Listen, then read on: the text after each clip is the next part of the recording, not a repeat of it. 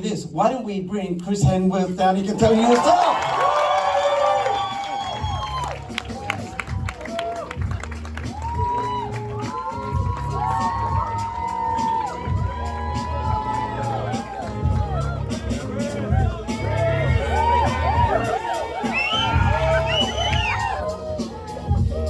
Thor Ardenson in the house.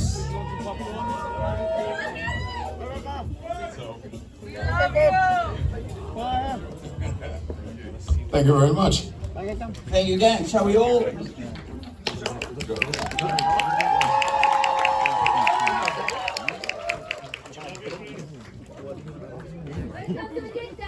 Thank you very much for having us. I have to compliment you on doing that in one take. I've never actually done one take in my life, and Chris would know something about that. Chris, you've just come from the Brazilian version of Comic-Con, Yeah. but what did you actually do there? So we were launching the first trailer for Furiosa, which is part of the Mad Max saga, which I finished shooting a year and a bit ago, and that's the first bit of footage I had seen, and there was a lot of anticipation from myself and from the fan base that has been there for, I think, 45 years, from the first Mad Max film to now. And it was incredible. There's thousands of people there, huge response, and it was a beautiful way to kick off the launch of the press for the film, which comes out next May, June, I think. And boy, we're waiting for that. You know what? Can we do a little bit of sharing about what Chris and I were talking about regarding George Miller, who made that film? George Miller, I was just saying to Chris, we were just talking about the fact that, how many years ago was it, the first one? The first one, I think, was 45 years ago. 45 years ago, as a kid, I saw George Miller make this film in Australia. He's Australian, and it's what Akira Kurosawa would have referred to as an immaculate reality, a created world, just like Star Wars. The other George did that one. And, you know, I saw that, and I think that inspired me, and Chris, you were saying inspired you. It inspired all of us that as Australians, we can have our own way of telling stories. What do you think? Absolutely. I mean, I was a young kid even before I had the enthusiasm or passion to be an actor or to be in the industry. I remember watching Mad Max and vividly have memories of the messaging in it and the type of storytelling, the shots, where it was shot. It was sort of iconically Australian, but post-apocalyptic and had this universal appeal to it. And then later on, when I sort of thought about getting into acting, you know, the fact that Mel Gibson was in the film, and as a young, I think he was 20-something, who had, you know, basically kind of the bridge for a lot of Australians then going to America, and then he had made it there, and then George Miller, as an Australian, as you say, creating that film and that franchise and that carrying on, was kind of a dream come true to be a part of that world. And I was talking to George when we were shooting in Broken Hill, where the first film was shot, and we went and saw Top Gun one night in the same cinema that he had watched the rushes in from the first Mad Max 45 years ago. But as you say, he created a world much like, you know, the films that you have created. You've created your own genre. You know, when you say a Baz Luhrmann film, there is an aesthetic and an appeal and a visual vibrance that is unique to any other genre, but any other filmmaker, which I think is pretty incredible. You know what? I'm just sitting here. Well, this is not scripted. I'm just sitting here responding to you, and I'm thinking it kind of relates to what's going on and what I've experienced here. Because we come from, though it's a large land, it's a very small country in terms of population. And when you think back, when I was growing up, there was just Mel Gibson and Judy Davis. They had international profiles, maybe a couple of others. Then after that came, you know, the wave of Nicole and Russell, and then came Kate, and then there's you, the new generation. I like to think you was the new young'uns. Still young enough, 40 but still young. Yeah. But what's great about this is that back then, one person like George, having the commitment to tell a story in his way, to make it his own, inspired me, inspired others, inspired you, and then other actors saw Mel and went like, well, if he can do it, I can do it. And it grew into this very vibrant industry. And I think that's true here. That's been an experience I've seen here. There's one female filmmaker some years ago made a movie, inspired other filmmakers. You can see that one brave choice, one brave act of storytelling can have ripple effects that make things grow for years, Absolutely, absolutely. And we discussed this before about taking a leap, doing something different, going outside the box. The fear and the anxiety that comes with that is something to face. And overcoming that and choosing to tell a story from your perspective, to be influenced by other people, but not to be directly mimicking anyone else. It is in your voice. There's courage to that, and the beauty of storytelling, whether it be through books, personal interaction or film, is that it provokes and sparks creativity, new thoughts, different influences, different ways of seeing things. There's moral influences and messages behind it. It can be pure escapism and entertainment, but I think when it's done right, there's something underneath it which individuals interpret in different ways, and that I think is incredible. It's an individual experience on one hand, but the collaboration is, for me, the most beautiful part of it. The pressure and what removes the anxiety for me, stepping on stage, I'm sure for you as well, is it's not just me. There's an entire team of people and voices that are a part of that set, but also it's also the accumulation of many, many years before, the people who've come before us and have taken that step. And so I love being a part of the industry and the space. Yeah, I know exactly what you mean. It's this feeling of not being alone, and on the outside, it's sometimes perceived as, an X person's film with X player in it. But it's hard to understand just how communal it really is. And that feeling, I sometimes, I said glibly or in passing once, it's like a circus but run like an army, I'm not sure if that's true, but the feeling is like you are all in this together. And the telling of this story collectively, it's like David Lean said, is like drawing a picture, but 300 people are holding the pencil, And people, you say it and people go like, oh sure, no, you just tell everyone what to do. No, it doesn't work that way.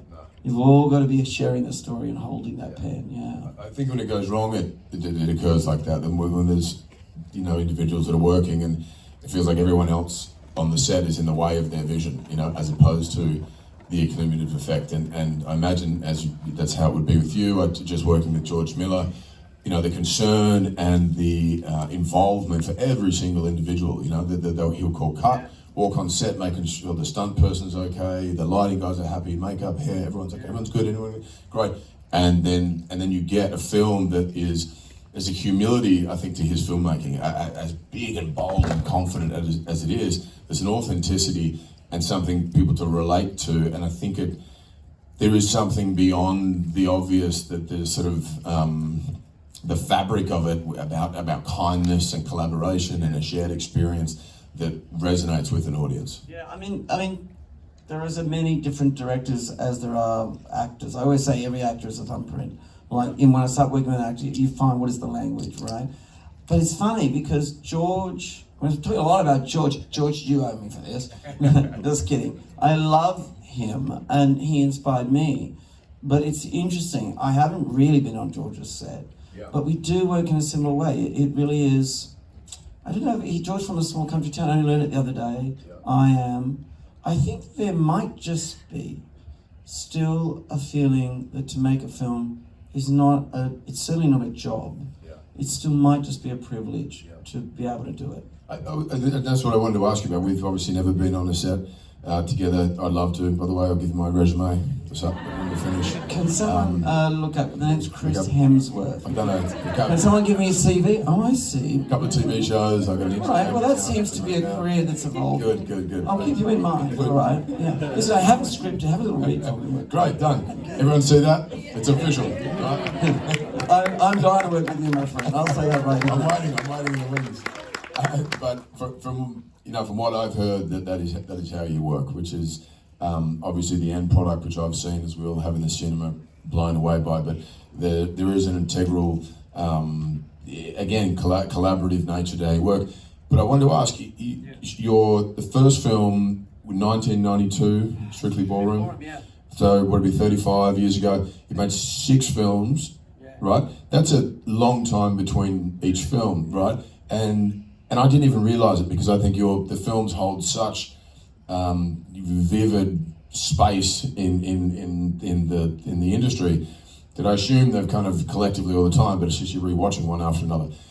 Is the space in between each film there's so much put into it that there needs to be a reset, or is there something you need to wait for the right spark to light the fire to step back in the ring? Wow, I know what you're trying to say. What you're really trying to say in a short language is, what the hell are you doing between movies? It takes so long. Right? Why don't you make more? Because I love them and I want to see more of them. That's good. Hey, Chris. I will really answer this honestly, because let me tell you, I'm asked myself that question a lot, and partly you got it right, I think, in that I live these movies, like a bit like George. Actually, he didn't make a lot of movies either, and I think the thing is that I'm there at the inception of the idea, of the evolution of the text. I'm working with Siam, who's in the house, Catherine March. She's got 4 Oscars. Hello, Catherine March.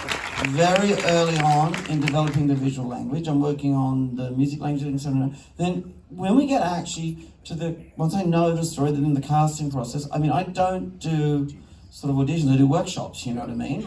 And that's very absorbing. So what I'm trying to get at is I am there, and then I'm very involved, and this is a bit unusual, in the music. So I actually produce music, I have a label with RCA, so I'm kind of right there, and then the communications and the tours. So just take Elvis. I was realizing that I finished Elvis, which seemed like the one 2 years ago. And then there was a whole year in communicating, getting into the cinema, and then there was the award season, and I woke up like 2 years. I wasn't going to do that this time. So I call it I call it the methadone program, a debriefing. I have to get it out of my system, one. I like to reconnect with what it is to be an audience, to stop being the brand, and you know what I mean? For a couple of years, you never really open a door, you're always rushing around with people.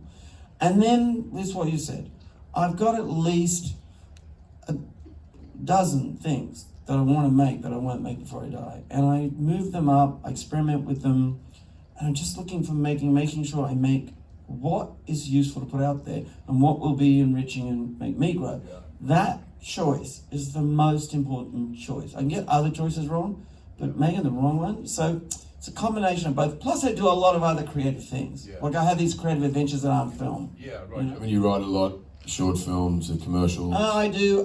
We've done hotels. Yeah. We've published magazines, Vogue. I did an election campaign once.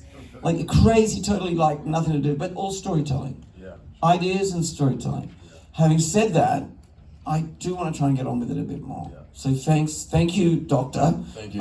Thank you. I feel like I'm doing therapy. I never thought I'd get with Chris to do therapy. Well, it's been 2 years since Elvis, and then our next film, we only went 3 years, so as your doctor, get on with it. The next 12 months will happen. Good. Script. With your preparation, I know you're meticulous about every aspect of the process, and I ask because I'd love to direct at some point.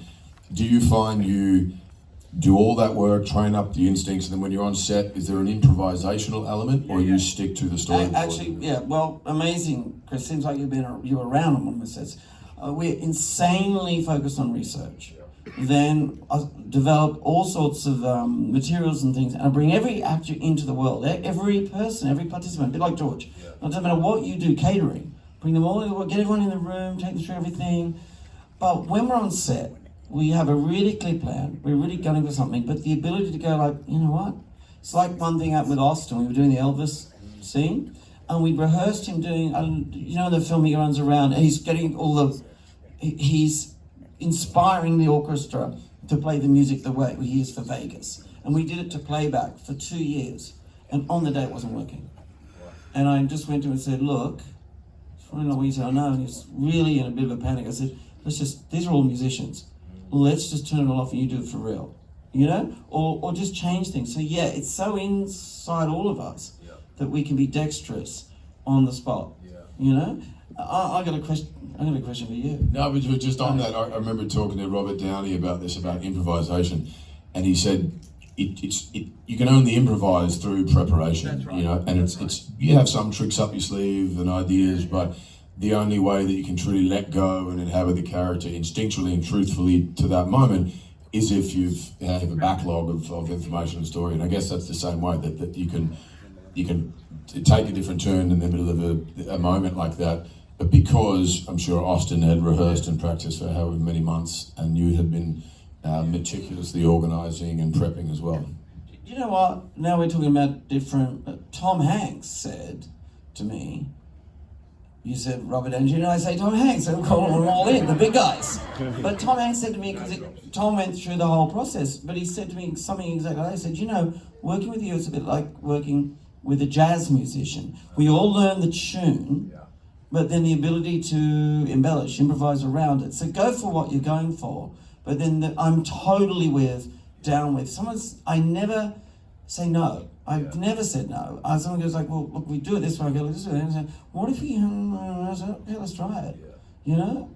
Like, I love that part of it. Yeah, I do too, and I feel like that's where my most memorable moments on a set have been from confronting a fear or surrendering to it or letting go. You know, when you keep it within a box and everything is prepped and planned, it's great. There's an expectation to it, the predictability to it, the spontaneity, and the more obscure alternative comes from going, you know what, I'm going to let go of the wheel for a second, or the reins, and see what happens. And there's a risk. I mean, we were discussing this earlier about, you know, fear versus anxiety, but they're actually the same thing. It's the same physical response you have through anticipation of something that you're enthusiastic about or terrified.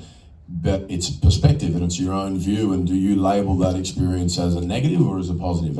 Is this nervous energy going to make me think quicker, or is it going to make me shut down? And the you know, the letting go, I guess, again, and the giving in to the experience that's when I think unexpected things happen and the magic happens. They're my favourite moments, and it's terrifying. There is a kind of element of like, it's all going to fail, but man, when it works, it's beautiful. No, it's so true.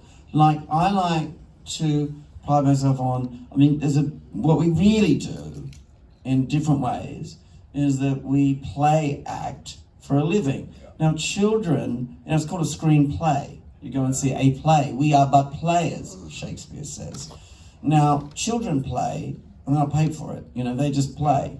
But if they're scared, they can't play. So you've got to remove a certain degree of fear, and I think that comes from preparation. If we're all prepped, we're not so scared. But nonetheless, when we're out there in the middle of it, a little bit of fear comes, and that degree of fear, if curated correctly, just takes you that little bit further. I got something to jump onto. We were talking earlier today, and I might be right off track, so don't say, yeah, that's totally right. But I'm not a sports person at all, but my best friend surfs, and you surf as well, right? And I'm just thinking, like, with the surfing we were talking about today, like a sport, great sports people, they kind of do the same thing. They train. But when you're out there, there must be a moment in which you sort of get out of your way. Is there a metaphor in that? Absolutely. I remember when the first TV show I ever did, Home and Away, was a soap opera back in Australia, and I had all these, when I first started acting when I was 18, I was like, I want to go to Hollywood, I want to be a movie star, and then end up on a soap opera. And I was like, okay, well, this will be my training ground. And I remember being so terrified and nervous, and the last thing I'd think about before I went to bed, and the first thing when I woke up was a shot of adrenaline. Oh God, I'm going to fail, and someone's going to see this performance, it's going to be rubbish, I'll never work again, etc., etc. And one of the directors I worked with said, you ever play football, Chris? And I said, yeah, I play a lot of football. You know, what kind of sports do you like? I like surfing, athletics. And he said, when you're in the middle of a game, are you ever thinking, now I need to hold the ball like this and guide it to my foot like this and kick? And I said, actually, no. And he goes, yeah, because you've done that work. As you are on a set, you've done your preparation, you've learnt the lines, you know the character. It's instinctual now. Get out the way of yourself, let go. It's the same with surfing, any sport, absolutely. Yeah, it's a great metaphor because actually you do all the training. I mean, I was terrible at football, but you've done all the training. Now it's time to play ball. And the word again is play.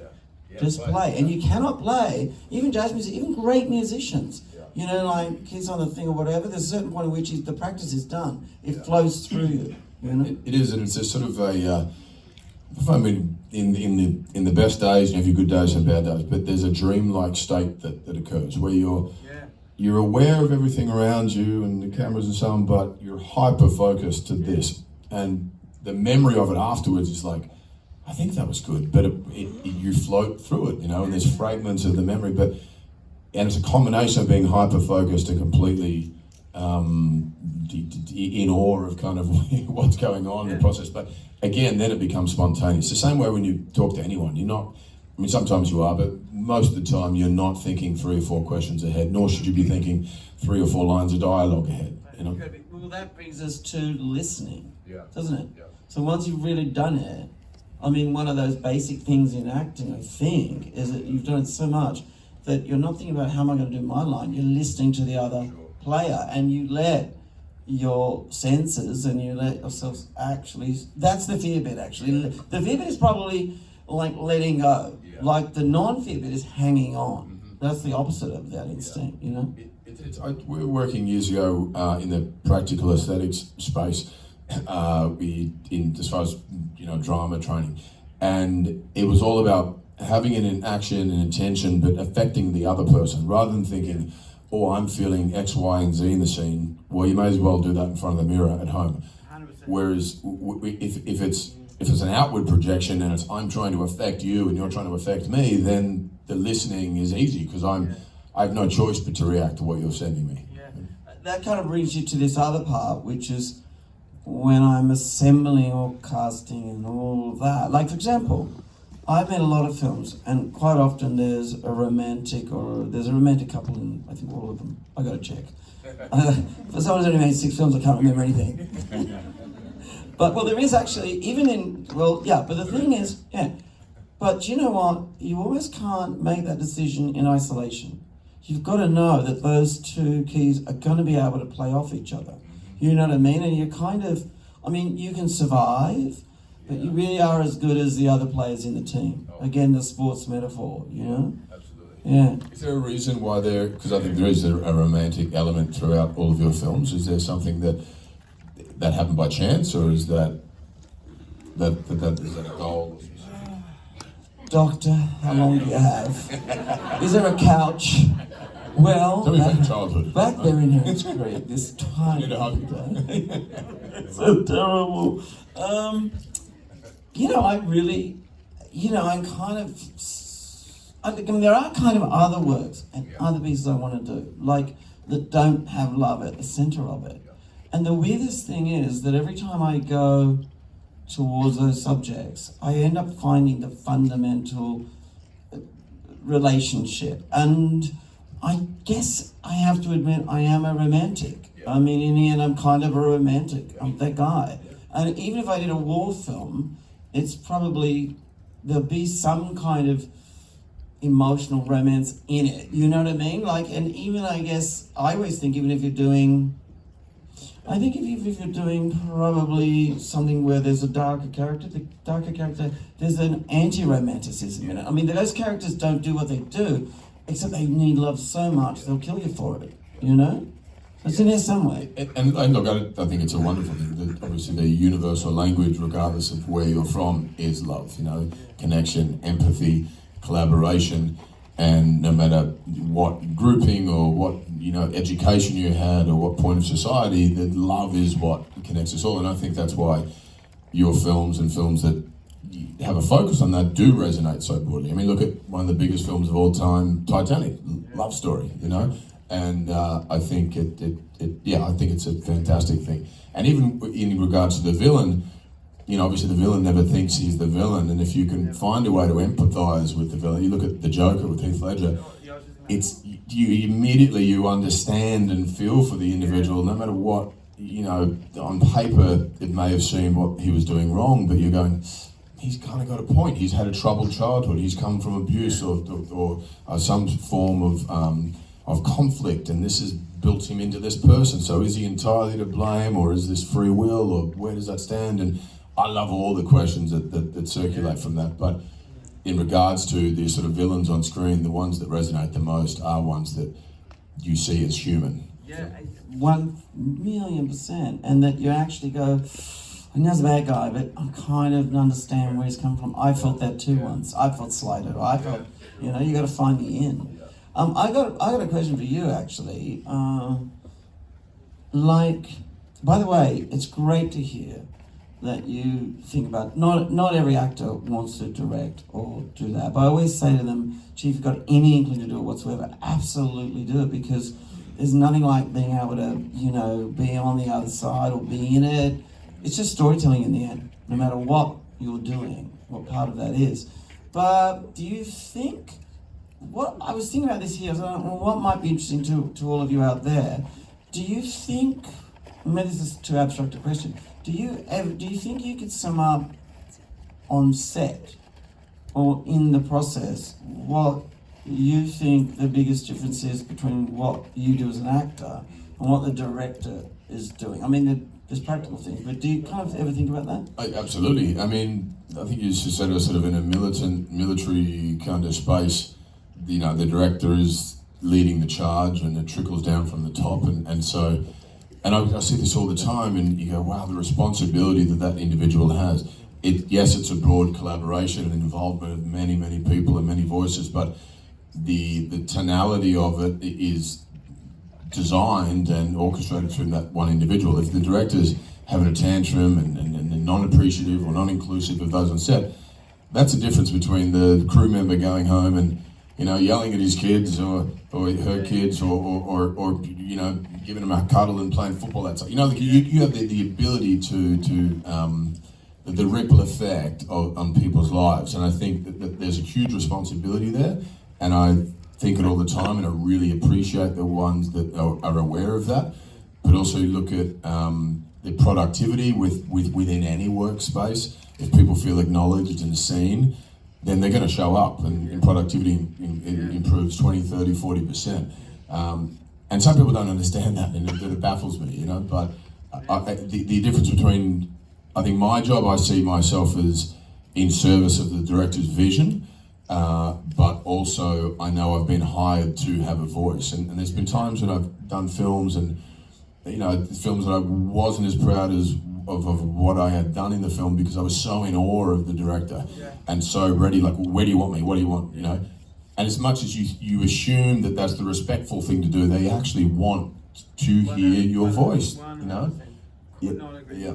You know what I call it, the empty vessel. Yeah. The empty vessel syndrome. Well, I don't really find that, because by the time I get there, you know, I say I don't even have extras in my movies, and I don't. When we have those big party scenes and things, I mean, when Sim starts work, I look, yes, and even when they come to do costume fittings, Sim and I will talk about their character, who they are, give them a briefing. So, and I met someone spontaneously, this happens a lot. So, oh, you don't know me, but I was an extra on Elvis in the da-da-da scene. I said, yes, I remember you. You were the one with it, because I know the photographs that we were copying so well. Yeah, you know. And she's like, oh, God, it was so hard. But when you and the guys would come on, we just wanted it to be so good. Yeah, wow. We would give ourselves to it. And I think that's what you're talking about. 100%. It actually counts when it's difficult. Yes. Yeah. When they're tough. It gets tough sometimes. Yeah, hard for people to understand they don't make movies. Sometimes people just go, it's tough. It's back to George Miller, but that's my most recent experience, which is why I bring it up. But a lot of the actors within the film some were ex-criminals, one was a Hell's Angel bikie, people from very colourful, interesting, complicated lives. And he would interview those people and not get them to do the script, but tell me your story, tell me about yourself. And he said that all of a sudden, like, there was such a truth there, but they had been seen for the first time. Someone hadn't, you know, pushed them aside and said, well, you know, you've messed up, you know, you're finished. They were given a second chance. There was a redemption quality to it. But exactly what you said, on those long days and it's raining or it's really hot or whatever the complications is with the set, they're all right there ready to go. You know, follow him into battle, you know, thick or thin, they're showing up. So you know what? You remind me of, I feel like you know, a couple of Aussies telling Aussie stories.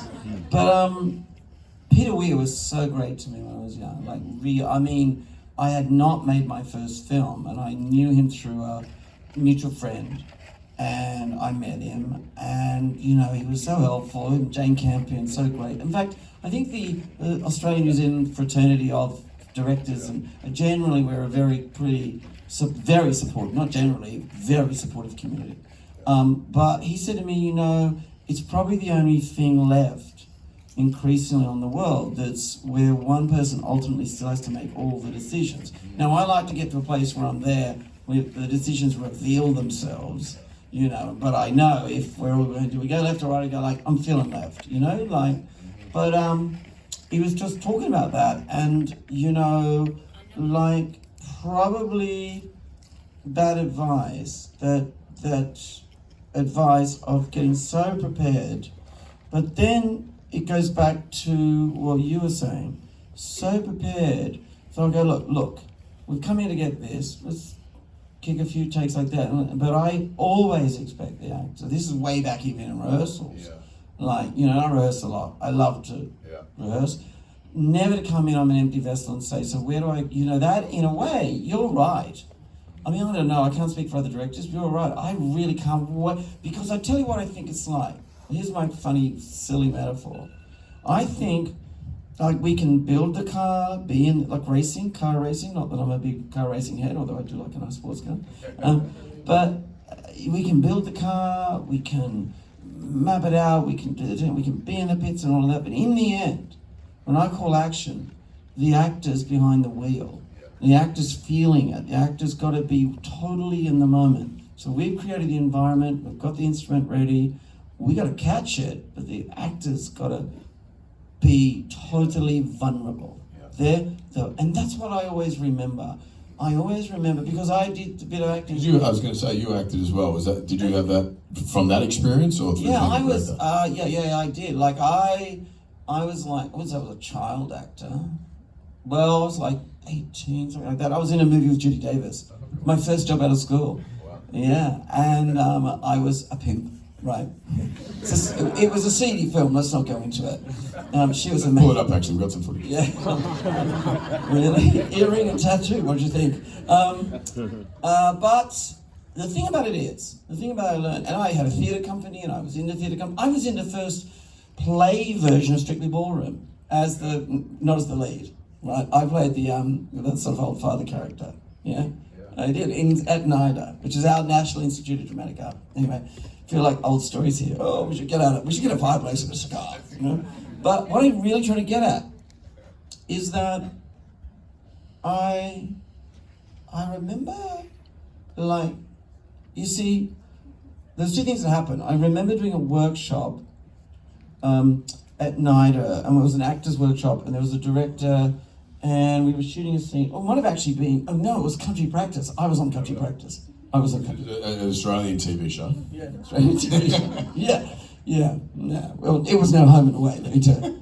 But can I tell you, the director called cut, and I was doing my bit, and he comes up and he goes, we're just going to change the lights and da-da-da-da-da. And really what he was doing was telling me nothing.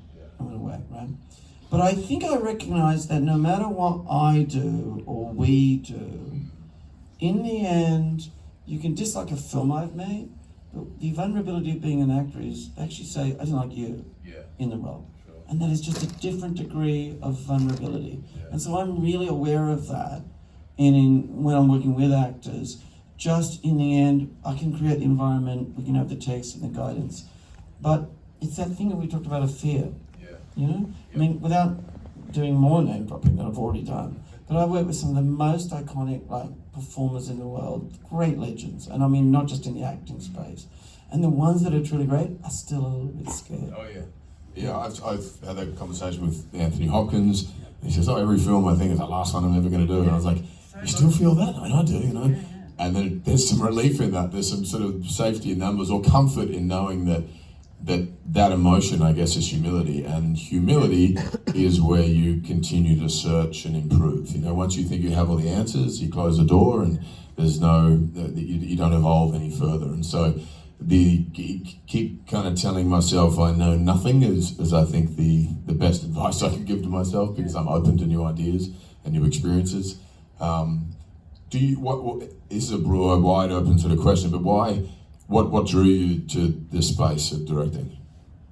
Well, what happened was I would maintain, because I grew up in this tiny country town, Herons Creek, not far from, say, Coffs Harbour, right? But it was honestly a hell. At the town, we were on the highway, and we had a gas station, a farm, and for a while Dad ran the local cinema. He'd been to Vietnam, so he knew how to sort of throw. The guy who gave us the gas passed away. He ran the Hastings movie house. And Dad was also a filmmaker, met my mother through photography in Vietnam, blah, blah, blah, blah. So I maintained that I was pretty much doing this from childhood. Like I was doing plays or telling stories or running a radio. I was creating a lot of fantasy. And then I had a tumultuous time with my family splitting up and all of that. Did a bit of a run into Sydney, eventually reconnected with my mother. But even at high school, I was doing shows. I just always did it. I'd like to say like I thought of something else, but I was always doing it. And what I think is interesting now, Chris, is that because we went to NIDA where devising was very important, there was a point where we were like, oh, directing so much responsibility. Oh, I think I just want to act. But then I was just doing that acting a little bit. Then I went like, but you don't really have, you're sitting around going like, oh, wouldn't it be good if we could do, it was a bit the empowerment thing. So what really happens to me is before I went to NIDA, I had a theatre company and I was doing my own things. I was doing kind of reality stuff, and I just have always done it. Yeah. So the truth is, I wasn't drawn to it. I was in it from my earliest memory. Does that make sense? Yeah. Yeah. What about you? Yeah, I, from a very young age, whether it be books, television, film, I enjoyed the fantasy. I enjoyed the escapism, the journey that the narrative, the story would take me on.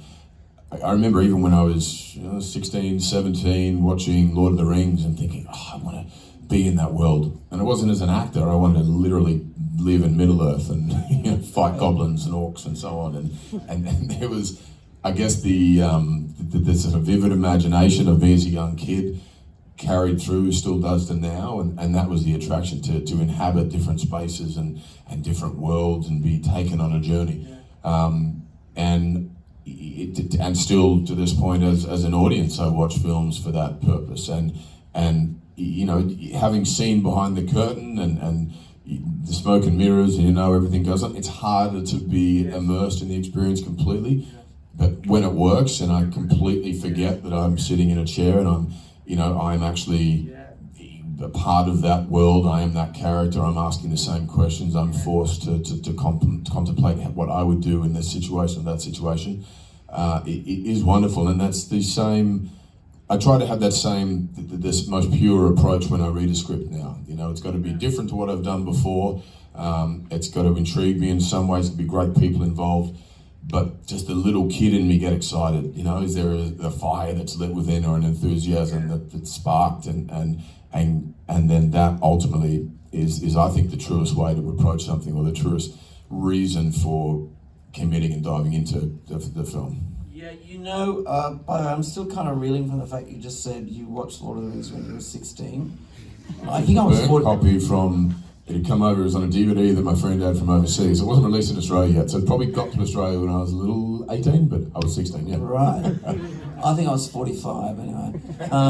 Hey, I'm thinking about this, by the way, very, very, it's so intriguing to have this conversation, because I was thinking about that. I've never been on a jury before. I've never actually had to see 3 films a day, 4 films a day. And a little bit, my life's quite... But I've been sitting there, and honestly, by the way, the standard of the films and some of the ideas in them, and there's some, I've been reminded. It's made me want to get back and make a movie. I've been reminded, just like you're saying when you were a kid, how powerful, magical, moving, meaningful, humanizing, all that, the escape into a world. And, but I know what you're talking about as well. I imagine it's a bit like being a chef. Like if you're a great, great chef around the world, probably if you have an average meal or you're going to, you're probably thinking this and that. But if you have something, when it clicks and you're back to being like a kid and you forget that you even have anything to do with making these things, that you're in it, that magic is as pure as it was the first time it happened to you. You know. Hey, I got a question for you. If, and don't feel like you have to answer this one, okay? No. Don't feel like you have to answer it. Yeah? No. I'll just stay silent. Yeah. Thinking of like careers, like act like, I don't really think, I suppose every now and then, I don't do it anymore because I'm of an age, but I used to draw my inspiration not just from, say, film director or actor, but also from musicians and Oh, that's a great way of doing that. Or fashion designers too, fashion houses, all that. Like, oh, look how they do that, how they communicate, blah. Is there sort of an actor, maybe not living, in your mind that you think, well, that career trajectory sort of is something that you either aspire to or has been an influence or like, or, and if it isn't like, you go like, nah, you get too self-conscious if you get into that mindset. I don't know. What do you, you think like that? Definitely. I mean, definitely growing up, there were different things that resonated with me for a number of reasons. I remember watching A Wonderful Life with Jimmy Stewart like every Christmas, pretty much when I grew up, and with my mum and my dad as well. And it was something about Jimmy Stewart in those films, and then in a lot of his films, there was a humility about him. There was an integrity. There was a sense of honor and right and wrong. And in that film, you know, the sacrifice of his own dreams to be in service or servitude of others was heroic. And I'm articulating that now as an older individual, but when I was a kid watching it, I didn't know why it resonated with me, you know, but there was something beautiful about what he brought to the screen. When I decided to be an actor, I mean, Kate Blanchett, I ended up being lucky enough to work with, but is one of the most wonderful human beings I've ever met, and also the most incredible artists. And every time she approaches something, there's an authenticity to it, a truth, and there's a weight of the experience, knowledge, the beauty that comes with it. You know, Russell Crowe, we're talking about Mad Max with Mel Gibson, Hugh Jackman, Heath Ledger, and then, you know, Anthony Hopkins, and then getting to work with him, and it's many different people. I wouldn't say there's a particular career. I mean, well, I'd say it's Tom Cruise. What I really appreciate about what Tom has done is there's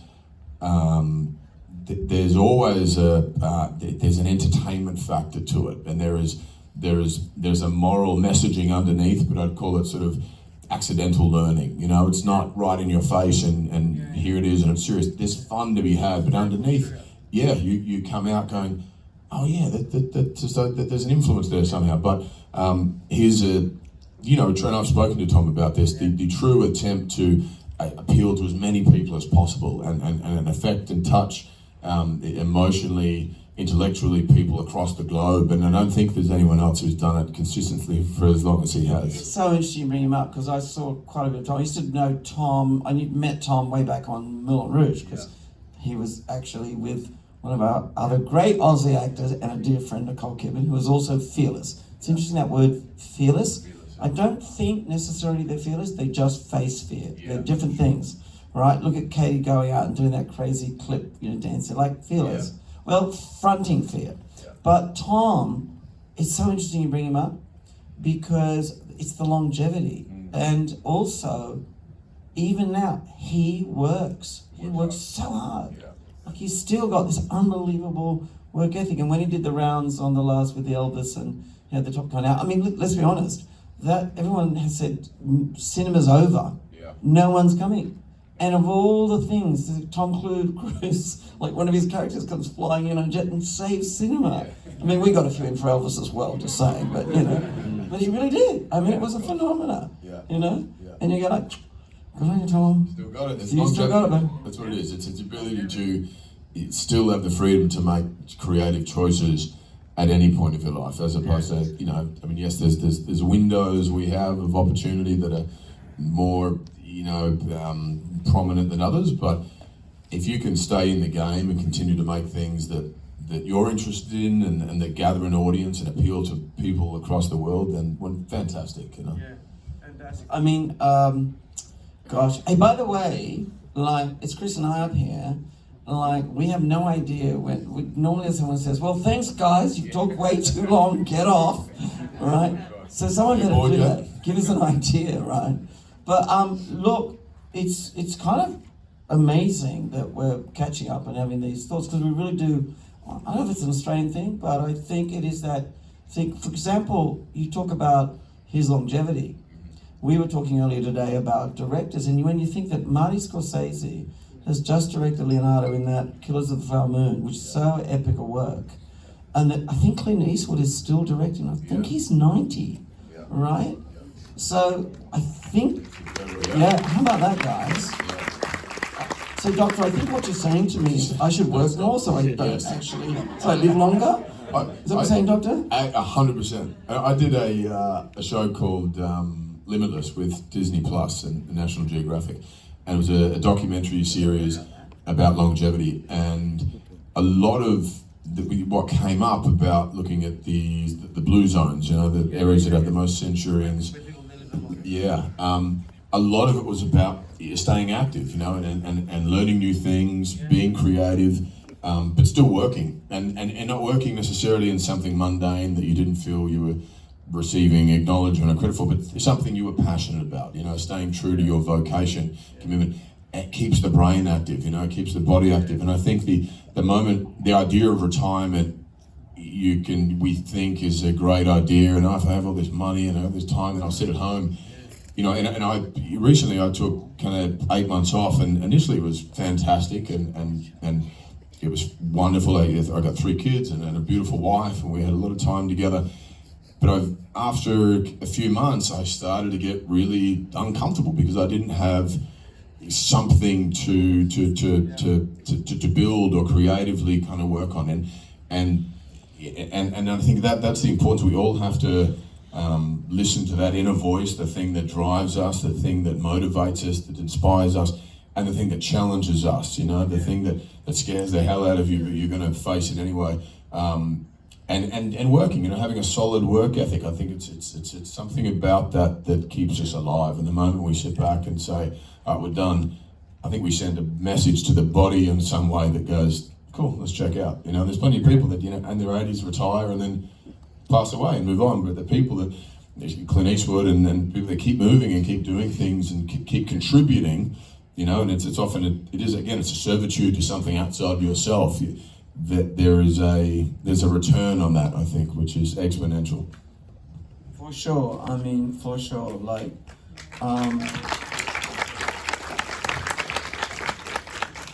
yeah. I mean, boy, my mind's going to a million places there because I was thinking about, well, I was lucky. No, I'm not going to tell another icon story who just turned 80. Well, but he sings a bit, you know, he's in a band.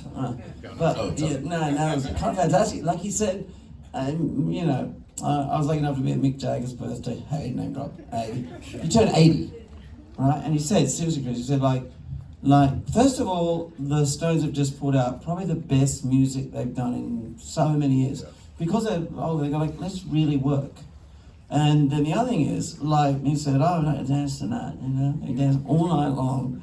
And he goes out and Mick Jagger, I like that. Yeah. I know. You know, Mick would say, I don't actually speak like that, which he doesn't.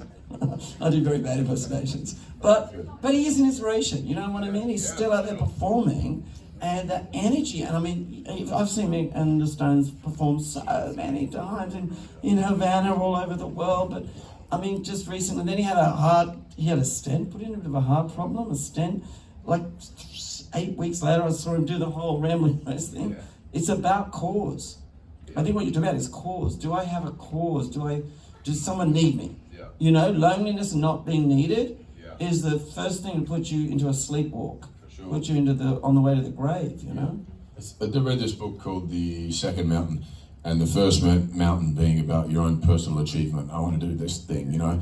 And we hear this all the time with, you know, people, especially with financial success, going, all of a sudden, all the money in the world, and they're still depressed, or it didn't answer all the questions they had, it didn't dispel any of the fears. and they find themselves back in the valley. And the second mountain, if you're lucky enough to ever travel to that space, becomes about, you were saying this before, but what can you now contribute and what can you give, and what are you in service of? And it can be family, community, it can be religion, it can be country, environment, whatever it is, but there is something far more fulfilling that gives you longevity and endurance and purpose when you are participating as opposed to just on the receiving end of things, you know? I got to get a copy of that book. The Second Mountain. Yeah, Second Mountain, right? Thank you, Doctor. Thank you. You're all going to get a copy tonight? Yeah. Hey, if you look under your seats, have a look under your seats. Second Mountain. God, that's true. Gosh, that's true. That's so true. And I guess it's a... Say that? Freud session, right. I thought you said get off the stage, you've been on too long. Thanks. Charming. Play the movie. Yeah, right. Yes, thank God we're not introducing a movie. Is there a movie as well? No. Yeah, I didn't there know. is? Is there a movie after us? It just feels like when you're at a premiere and you do the intro and everyone's like, yeah, we come to see the Thor fly the hammer and stuff. We don't want Got to it. listen to your troubles. No, we don't want to hear about the second mountain, we want to see Thor. Faux wisdom. Shush, you know. Look, I guess someone told me here, I feel like we've spoken enough. You had 2 minutes. 2 minutes. Right. Ooh, what do you got? 60 seconds each. One Right? It's gone from we've been talking too much, like 2 minutes. Okay. Right, what have we got a Famous commercial people break, we know. are we? Right. Okay, well, 2 minutes. Well, let's give each other one question each. Okay. And it's gotta be, what do you think? About time's up. Have you been to many festivals? The Toronto Film Festival for Rush many years ago. Right. Yeah. Right, cool. Amazing. But you've only probably done... And then I made films that didn't invite me to festivals after. Okay, so you've probably done what I've done. I've only really been involved. I mean, I've opened camp a couple of times. Thank you. Right, but Thanks for the invite. yeah. Well, you know, you're busy being Thor. What I'm trying to say is, Yeah. do you feel? Do you think festivals are effective? What do you think? I about them? do. And why?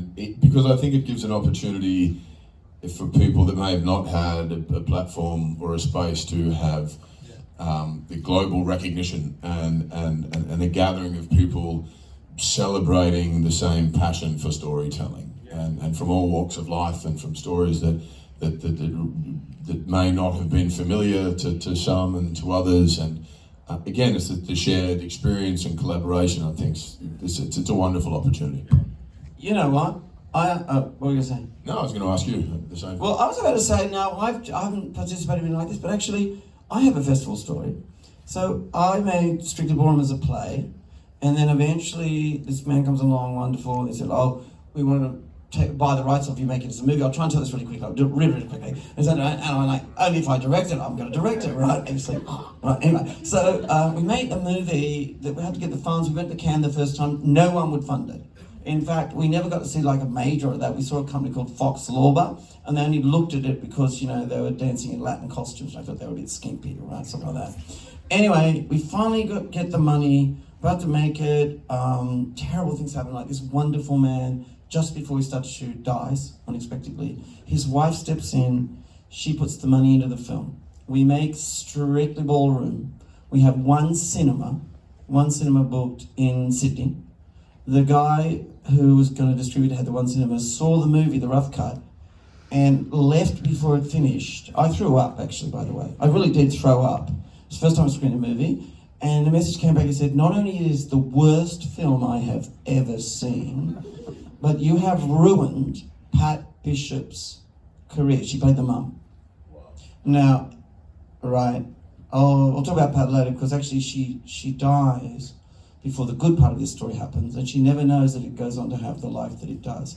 But it was I felt so devastated about that I actually thought, have I ruined her career? We go up the coast, myself, CM, Bill Marin, and I go like, obviously this film thing's not going to work out, I better get back to the theatre. And I had really long black curly hair, and I'm cutting it off, cut my hair off, and I'm in a van park up near where we live, up past Byron.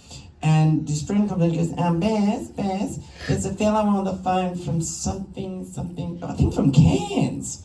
Right, we have a city called Cairns. I went, right, anyway, I go over, it's raining, and I'm holding a bucket above my head with half my hair cut off because the night before a guy got killed by a coconut that fell out of a tree.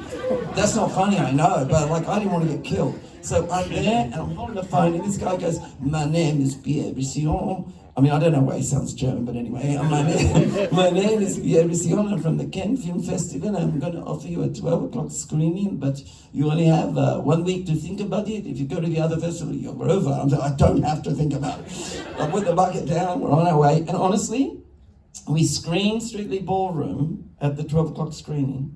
It was only half full. And I remember, we're sitting there like this, we'd done our own posters. We had I had my red suit on that I got made, and it finished. And there was a standing ovation, this crowd grouped in around us. And I remember this security guard grabbed me, had to extract us, and he said, Monsieur, from this moment on, your life will never be the same again. And they had a second screening and so on and so forth. It's history, right? Yeah. I say that because I've been watching movies. I can't tell you anything about it, I'm on the jury. But I've been watching movies and I've seen some pretty extraordinary things. I've seen good movies, but I've seen language, and I've seen things that I wouldn't have thought I would see here. And I've been, the humanity of it.